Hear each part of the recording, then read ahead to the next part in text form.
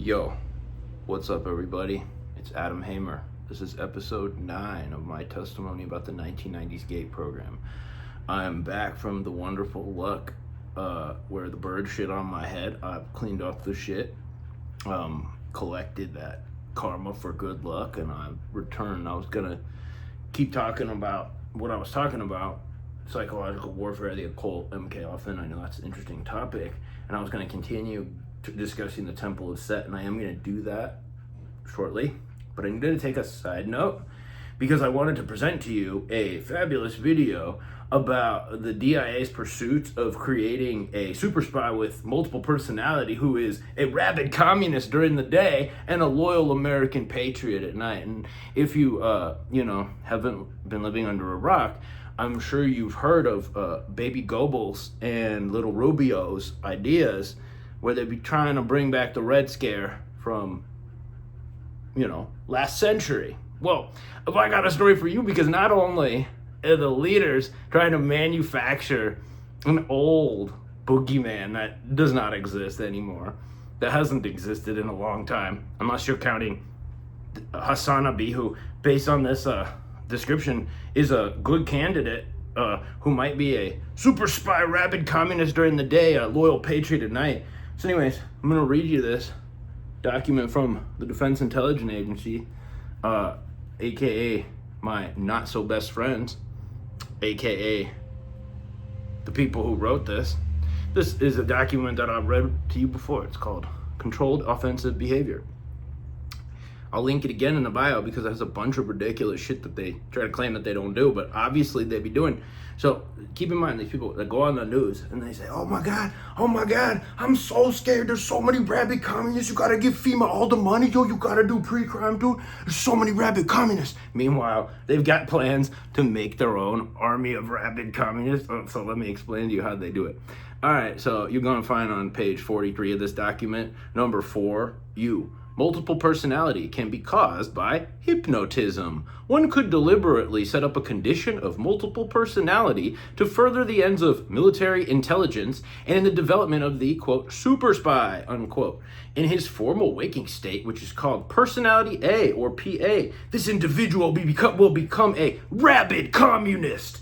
He will join the party, follow the party line, and make himself as objectionable as possible to the authorities. Note that he will be acting in good faith. He is a communist, or rather his PA is a communist, and will behave as such. Then develop personality B, PB, the secondary personality, the unconscious personality. This personality is rabidly American and anti-communist, I'm repeat that because that's important, real patriots and I understand. Rabidly American and anti-communist, yeah! Anyways, my ancestors fought in the Revolution and the tribal wars and the Civil War, but that's besides the point. Again, I'm Native American and enrolled. It has all the information possessed by PA, the normal personality, whereas PA does not have this advantage. The proper training of a person for this role would be long and tedious. Yeah.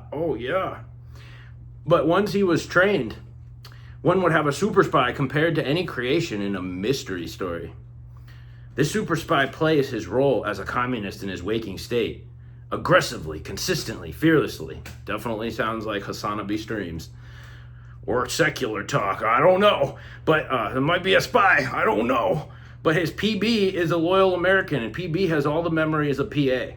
As a loyal American, he will not hesitate to divulge those memories, but be sure he has the opportunity to do so when occasion demands.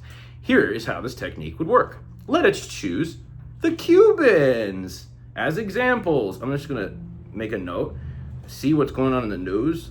Marco Rubio, Lil Goebbels, Cuba, and then go look up Operation Northwoods, which was a U.S. government plan to commit a terrorist attack by the U.S. military on the city of Miami to justify an invasion of Cuba. Then come back to the video. Anyways, I will continue. Let us choose the Cubans as examples. One could easily secure, say, 100 excellent hypnotic subjects of Cuban stock. DIA, man, you guys have to work on your brain. You need to go into the neuro lab that they got at SAIC. You got to have them move that stuff around. This is Cuban stock, but what are you smoking? Living in the United States, who spoke their language fluently, and then work on these subjects, not human beings, subjects, bro. What are you smoking? You're smoking too much HASANABI, clearly. You on that rabid communist podcast. In hypnotism, one would build up their loyalty to the country, but out of hypnotism in the waking or normal state, one would do the opposite, striving to convince them that they had a genuine grievance against this country and encouraging them to engage in fifth column activities. Yeah, bro, fifth column, yeah, bro. I don't even know what the fuck that is. Probably some fucking bullshit. I think it has to do with some nonsense. I don't know. So one builds up a case of dual personality.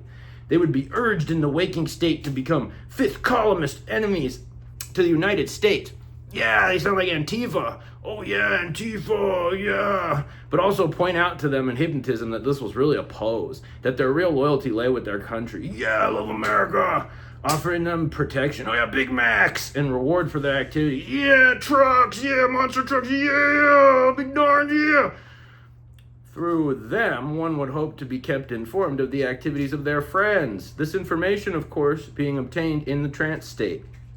They would also be very useful as plants in concentration camps or any other situations where it was suspected their services might be of use to our intelligence department.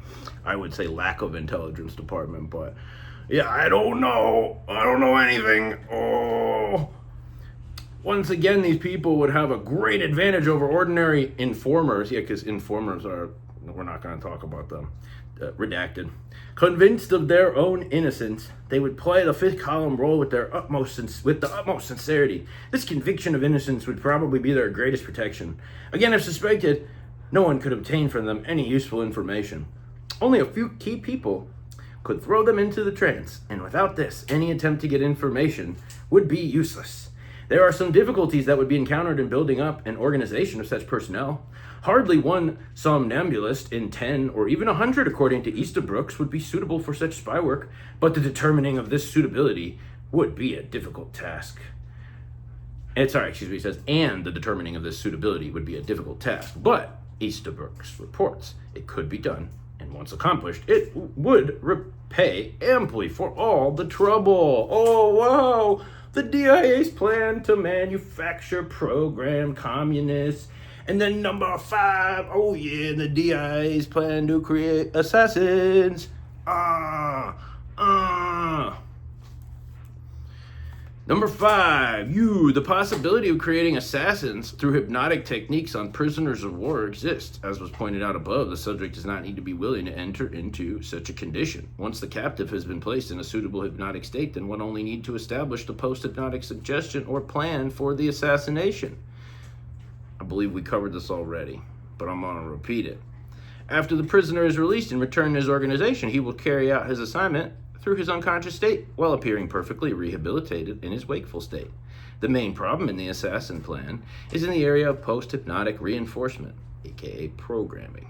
There have been some ideas mentioned that suggest one needs to establish the reinforcement pattern during initial hypnosis. Some object that will reinforce his goal whenever he looks at it.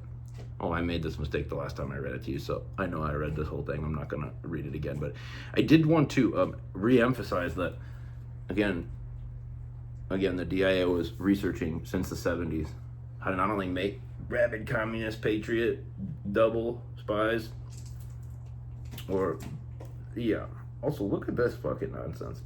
Artificial reincarnation through hypnosis.